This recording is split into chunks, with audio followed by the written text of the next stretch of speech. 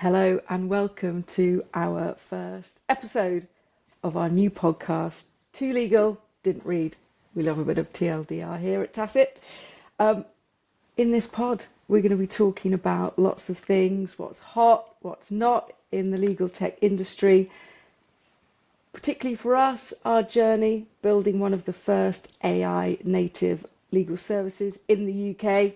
We say one of the first, but I think it probably was the first. We're going to be digging into some really knotty issues, asking what the hell are people talking about when they're saying lots of these complicated tech terms.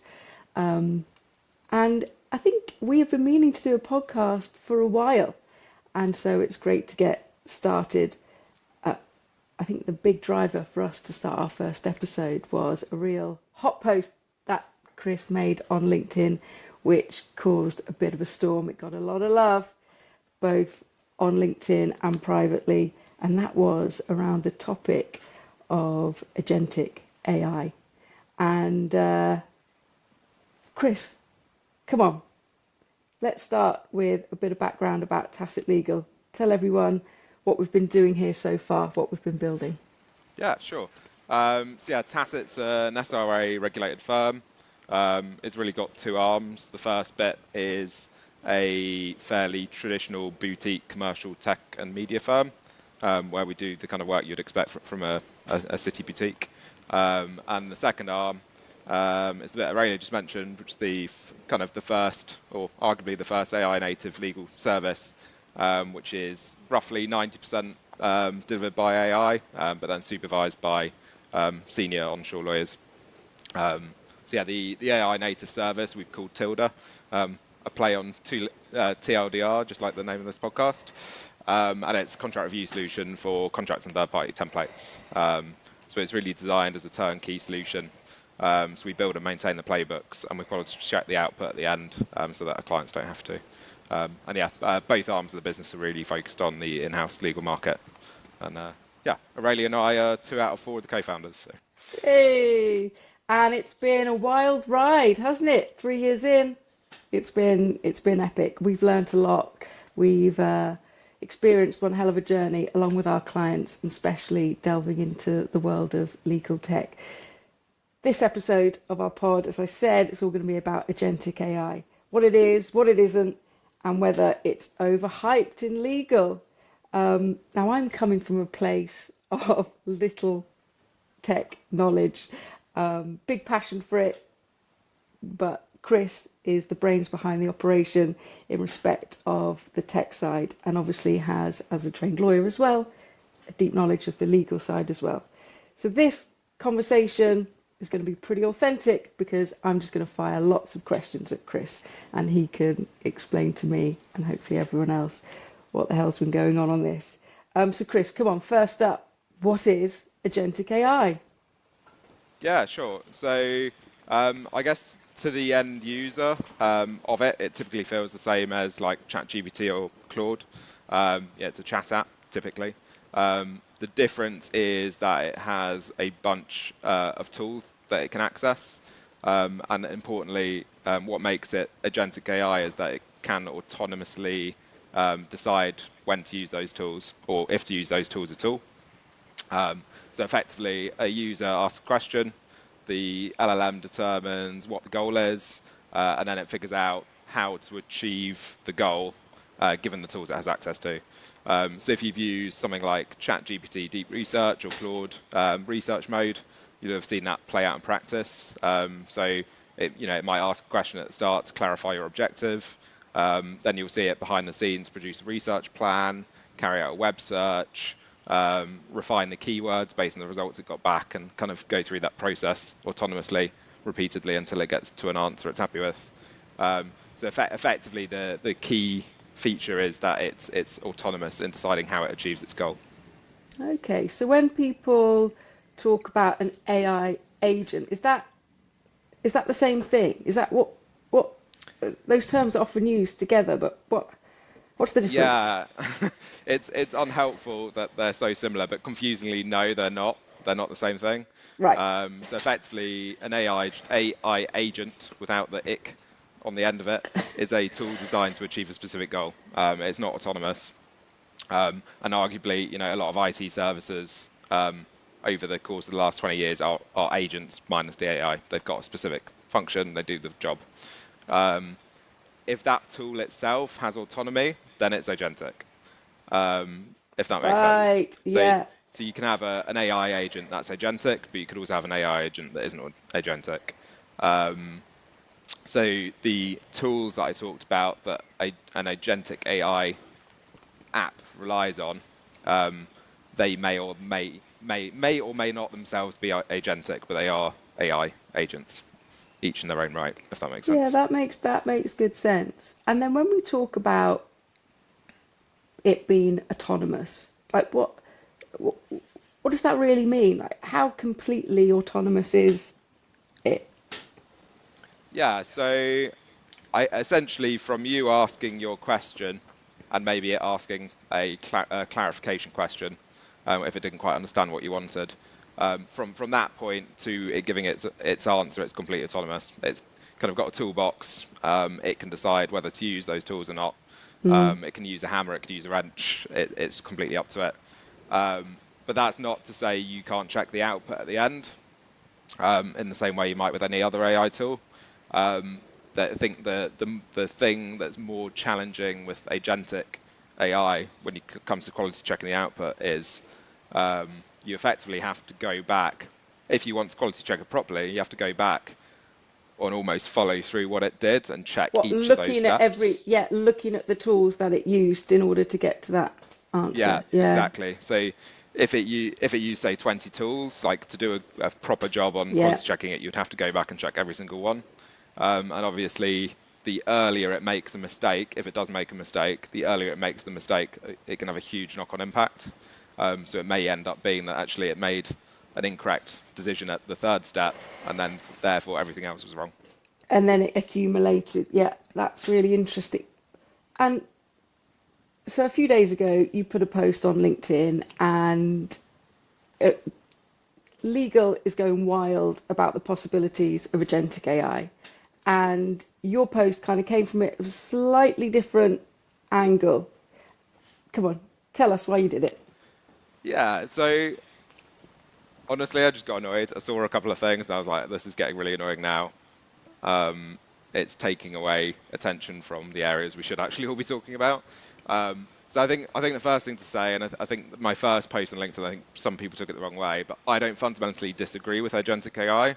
Right. I use it every day. I use it for research on personal stuff, some technical stuff. It's great for that and simple coding tasks as well. Really, really, really good at that. Um, but in both of those instances, I don't think anyone is trying to say it's fully autonomous. Yeah. Like, yes, it's autonomous in doing what it's doing, but they don't say the whole thing is autonomous. And they usually stress you need a human in the loop. So I do see it having a place in legal. I just think the thing that frustrates me is that a lot of the agentic AI solutions are effectively selling themselves as a way to get legal work done completely autonomously and slightly downplaying the fact that, you know, you might still have to quality check it at the end. So it's really people saying agentic AI means no human in the loop, that kind of gets me slightly boiled. Yeah. Well, a couple of days after that, you then posted a decision tree answering the question, should I consider agentic AI for this legal task? And that got a lot of love publicly, privately. Do you want to, can you share that on the screen and we can just Yeah, have a look? sure. Because it caused quite a buzz. So whilst I load this up, I would say I talk about agentic AI, but actually you could apply this same decision tree to virtually any use of AI in legal without a human in the loop. So if shall I just zoom in a bit on that? Yeah, that'd be great. Yeah, so although we're talking about agentic AI, really you could apply this to anything that doesn't have a human in the loop. Okay. I mean, first question, does accuracy matter? I mean, that's pretty punchy. Why have we chosen that? Why do we start there? Yeah, sure. So it was slightly deliberately punchy, but also it is just the most natural question to ask first, because if the answer is no, it makes a lot of the other stuff redundant. But I think the reason this decision tree got the reaction it did was because most lawyers reading this would go, yeah, it does matter, obviously. That's why people pay a lot of money for legal fee, on legal fees, because they kind of want the right answer, or at least a fairly confident answer. Yeah. But that said, like, I do think there's a handful of use cases in legal where the answer could feasibly be no. I think my challenge with that, and as we go down kind of the right side of this decision tree, and by the way, we'll put a link to the decision tree in the show notes if anyone's kind of listening on audio and can't see the video. As you go down the right side, my first question is like, well, if accuracy doesn't matter in legal, what, do we even need that task? Like, could you just avoid it? Like, if accuracy doesn't matter, Why are like they paying a just take law firm the to do it? risk. Yeah, Yeah, exactly. Yeah. or even in the house, like Yeah, of why course. spend the time on Why are like legal doing implementing it? and Yeah. yeah, or even if it is autonomous, like why spend the time like implementing a tool, convincing people to use it if actually you just don't even need it. Um, so I slightly struggle with that. But I think there probably are some use cases where it actually doesn't matter and the thing just has to be done. I think, maybe like a third party process that you've got absolutely no control of, you just got to do it. But actually, the table stakes of you getting it wrong is super, super, super low. So fine, maybe you just take a risk on it. But I do think like those use cases are few and far between.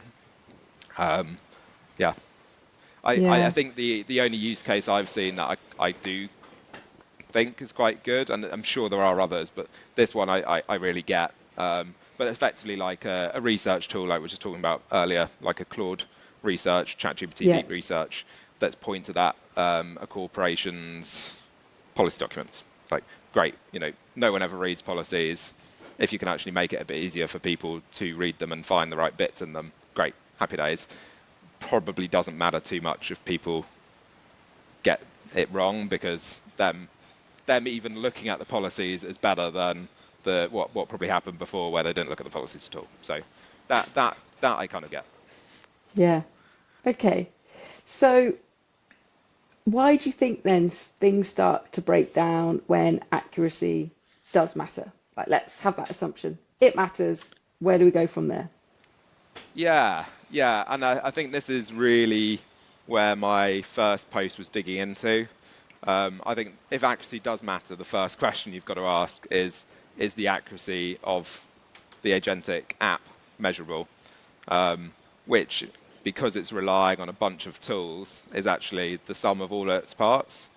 So I think there's really two vectors for agentic systems to go wrong. One is that it makes the wrong judgment call. It completely misses the fact that it needs to do something and it doesn't do it. But then also, each of those tools could get a wrong answer. And like I said earlier, the earlier that happens in the process, the more likely it's going to have kind of a catastrophic impact on accuracy later on. So I think the issue at the moment is simply that you can't measure many of those tools. You just can't measure the accuracy. They're not mature enough, or they don't have enough data yet to be able to meaningfully measure it. So like it is So, technically yeah. feasible to do, we're just not there yet. And so, not until we can measure it, then you can't really make a calculated decision. Then is that yeah, Yeah, exactly. So if you can't, if we're going back to does accuracy matter? Yes. Okay. Well, I don't think any reasonable lawyer would say everything has to be 100% accurate. But it doesn't. yeah. That's why insurance exists. Humans make mistakes, Yeah, even us. exactly. Yeah. But you can make certain assumptions about how often they get it right or how often they get it wrong, and you can put controls in place like supervision Yes. policies and Yeah. a senior lawyer checking a junior lawyer. Great. But yeah, so it's kind of like if you don't know how accurate any of those tools are, and you don't know how accurate it is as a whole, it's kind of like rolling a dice without knowing if it's got 6 sides or 12 sides. Yeah. You don't really know what the odds are. So how can you make kind of a calculated call?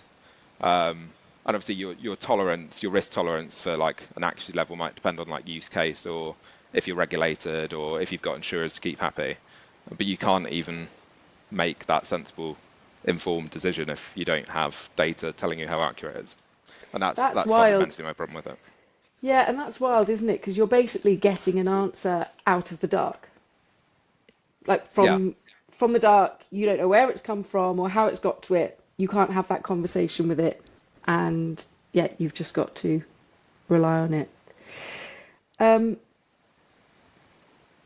can you take us through then a worked example you posted earlier, I think today actually, and you can show how this kind of pans out in practice?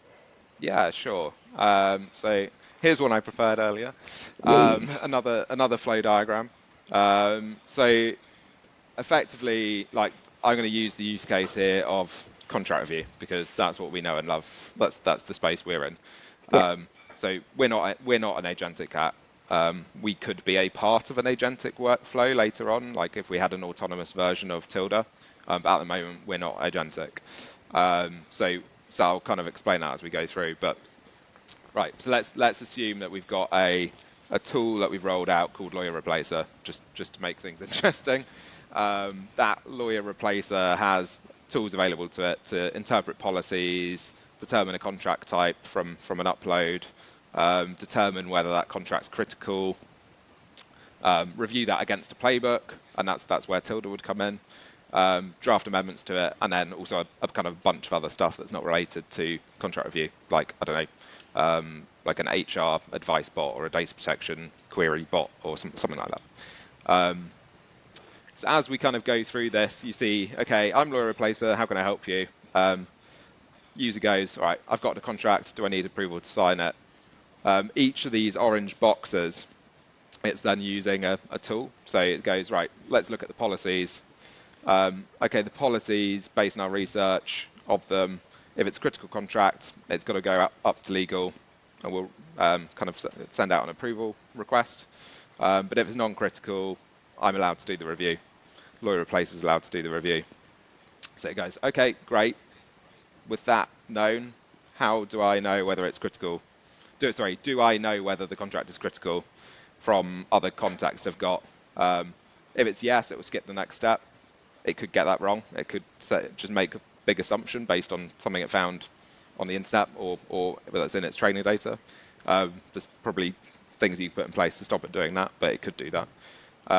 But let's assume it does the right thing and says no, I don't know if it's critical or not. Then it goes to its is this contract critical tool. That comes out saying yeah, great, it's non-critical, so I can do the review myself. Happy days. So then it goes, okay, I need to use that other tool, the contract against playbook tool, but that tool needs to know the contract type. So, okay, well, I've got a contract type tool, so I'll run it through that.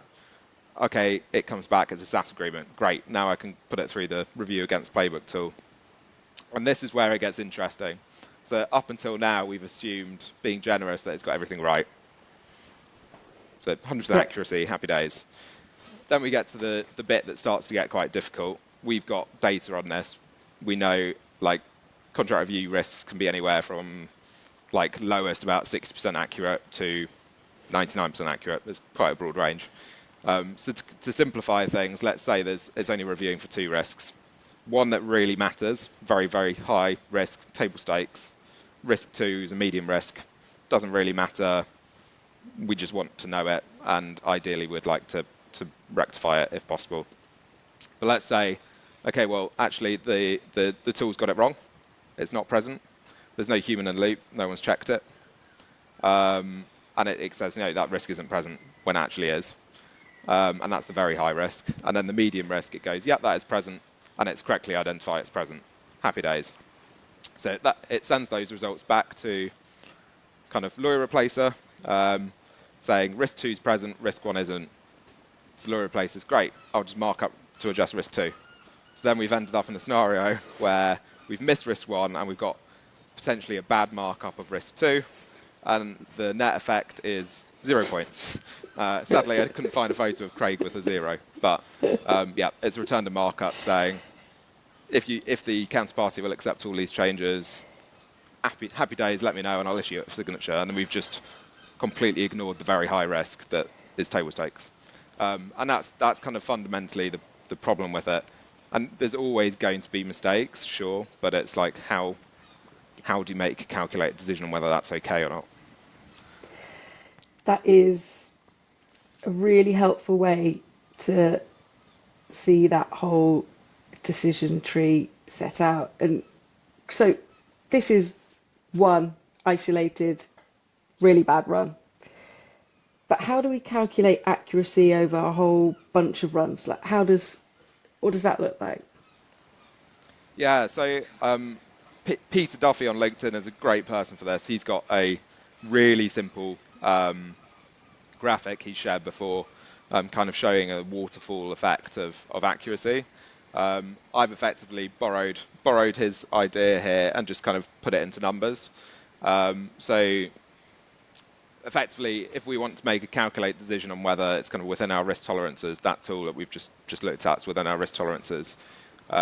If we have accuracy stats, you basically need an accuracy stat, sorry, for each of those steps. So let's assume that here we're assuming the first few steps are 95% accurate. You know, nothing's perfect, but it's pretty good. But you will see down the right hand side here, we've got cumulative accuracy column. So each time you have an inaccurate stat, there's a higher chance, you know, it's a waterfall effect. So your accuracy gets lower and lower and lower unless these numbers on the left are 100%. So that means when you get down to the difficult stuff, like review against playbook, before that step, you're already at 77% accuracy, potentially. So let's say review against playbook, the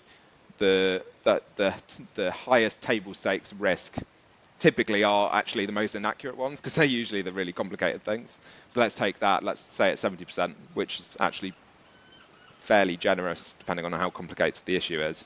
Then you're down to an accuracy of 54%, so pretty low. And then you go to markup and say that's also 70% accurate. You're down to 38% accuracy, which at the moment I don't think is within many people's tolerances. I mean, if you're willing to accept 38% accuracy, I'd question whether accuracy actually matters because it probably doesn't. Then it gets really interesting if you don't have any accuracy stats at all, or you've got one but you're missing everything else, or even if you've got everything else but you're missing one. You just don't know. There's no way of knowing what that bottom right number is. And that's fundamentally my issue with agentic AI and legal at the moment. Yeah, it's a great explainer, and I think the conversations that we've been having with in-house counsel, who we work with on Tilda, there it's just such little awareness, I think, of that these are the types of appetite for getting it wrong and risk that it just isn't there. And I think, do you see though that agentic AI will get there? We will be Yeah, able to, yeah, yeah, I think so, but it's going to be really really slow. yeah, Like it takes time to get that accuracy data. I mean, you've got to have a good feedback loop for one, which most of these products don't. To plug ourselves, we are able to do that. We are doing that, but we're in quite a unique position because we own the playbooks. Like we draft and maintain the playbooks, and we also quality check the output. That's not true with a lot of tools. You know, maybe the end user owns both the playbook and the QA. So how can you improve the tool when you don't have any control out of either end? yeah, So we're able to effectively go, it's got it wrong. Great, that's an accuracy stat. We know that adds to our kind of overall picture. But also we can then go back and say into our playbooks and go, okay, it got it wrong because X, so we need to change A, B, and C. Rerun it, great, accuracy, thumbs up, we've improved it. Most tools don't have that feedback loop. yeah. So I think there's a fairly fundamental step that needs to happen with a lot of tools to establish, well, one, how they measure accuracy, and two, actually how they establish a reliable feedback loop so that data is good.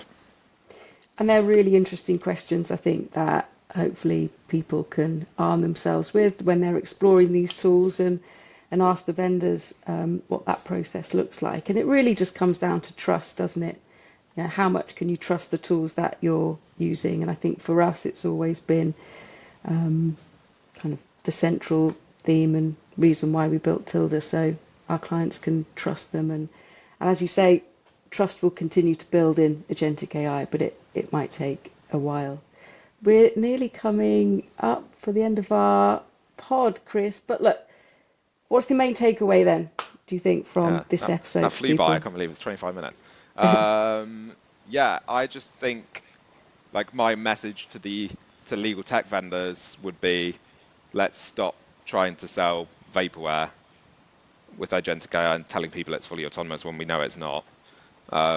Let's focus on the actual things that we can do now that advance us to something that's more autonomous, which is focusing on how we measure accuracy, focusing on how we establish a feedback loop that actually allows you to kind of put that data together. And then I think my message to buyers is, if anyone is telling you at the moment that AI is autonomous, it's very, very rarely true. And if you're genuinely able to take a view on stuff, question whether that task is even worth doing at all, because if accuracy doesn't matter, what value is it adding by doing that task? Yeah, great, great closing comment. Chris, thank you so much. Everyone, thanks for tuning in for first ep of TLDR, and we'll see you next time. Awesome. Thanks very much.